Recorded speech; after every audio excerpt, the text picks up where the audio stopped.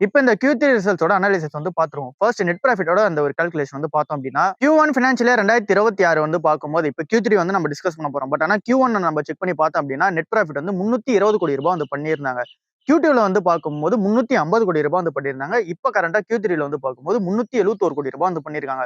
அப்படின்னா அந்த 320 கோடி ரூபாய் பண்ணியிருந்தாங்களே, அதுவே இயர் ஆன் இயர்ல வந்து 10% growth-ஆ வந்து இருந்துச்சு. Q3ல 350 கோடி ரூபாய் பண்ணது 8% இயர் ஆன் இயர்ல வந்து growth-ஆ வந்து இருந்துச்சு. இப்போ Q3ல பண்ணியிருக்க 370 கோடி ரூபாய்ன்றது இங்க 9.3% இயர் ஆன் இயர்ல வந்து growth-ஆ இருக்கு நெட் ப்ராஃபிட் வைஸ் வரும்போது. சோ இங்க ஃபர்ஸ்ட் குவார்ட்டர்ல வந்து ஆப்பரேட்டிங் ப்ராஃபிட் வந்து ஃபுல்லா ஃபோக்கஸ் பண்ணியிருந்தாங்க. அண்ட் தென் அசெட் குவாலிட்டியை வந்து கிளீன் அப் பண்றதுக்கான ஃபோக்கஸ்ல வந்து இருந்தாங்க. செகண்ட் குவார்ட்டர்ல வந்து பார்க்கும்போது நான் இன்ட்ரெஸ்ட் இன்கம் பூஸ்ட் பண்றதுக்காக ஒரு ஃபோக்கஸ்ல இருந்தாங்க.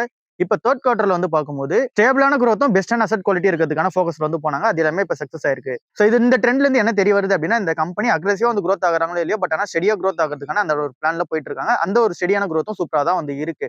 அக்ரெசிவ் growth அப்படின்னா 300 கோடி ரூபாய் ஒரு ப்ராஃபிட் பண்றாங்க அப்படின்னா 400 கோடி ரூபாய் ஜம்ப் ஆகும். அப்படியே 500 கோடி ரூபாய் ஜம்ப் ஆகும். திரும்ப 400 கோடி ரூபாய் ப்ராஃபிட் மேக் பண்றதுக்கான சான்சஸ் இருக்கு. 300 400ன்னு போறது அப்படியே 500 போகாம திரும்ப 400லயே வந்து நிக்கிறதுக்கான சான்சஸ் வந்து இருக்கு. பட் ஆனா இந்த கம்பெனி அந்த மாதிரியான growth இருக்கான்னு கேட்டீங்கன்னா இல்ல.